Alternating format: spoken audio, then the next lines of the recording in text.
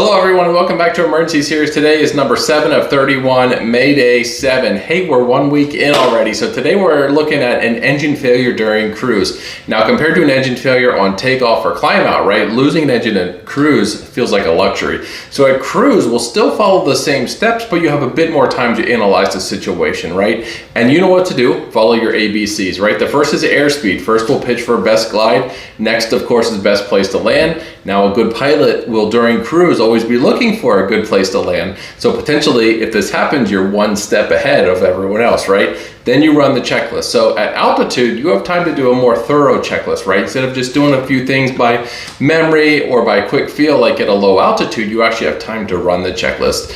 Now you also have time to think, right? Did you make any configuration changes lately which could impact this? Like, did you switch the fuel tanks? If you did something like that, you could always undo the recent change and then see if it improves the situation. So it's great knowing what to do when an engine fails, but knowing how to prevent it is even better. So I would say that breaks down into two categories, right? Maintenance and then operation of your aircraft.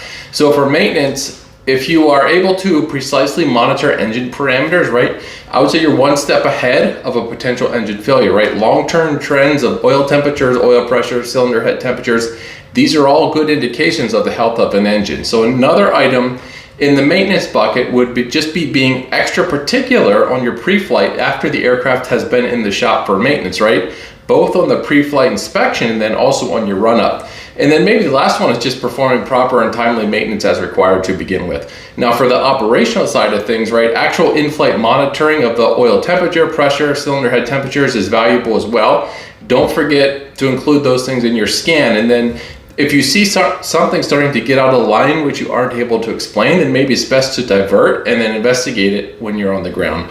Also keep an eye on your fuel, right? There are a number of engine failures every year due to fuel exhaustion, and these are almost 100% avoidable. So nothing too complicated there, but just some best practices, which if you follow, should help improve your chances of not having engine failure. So Mayday 7, complete engine failure at cruise. Thanks everybody for watching day 7. We'll catch you on day 8. Fly safe.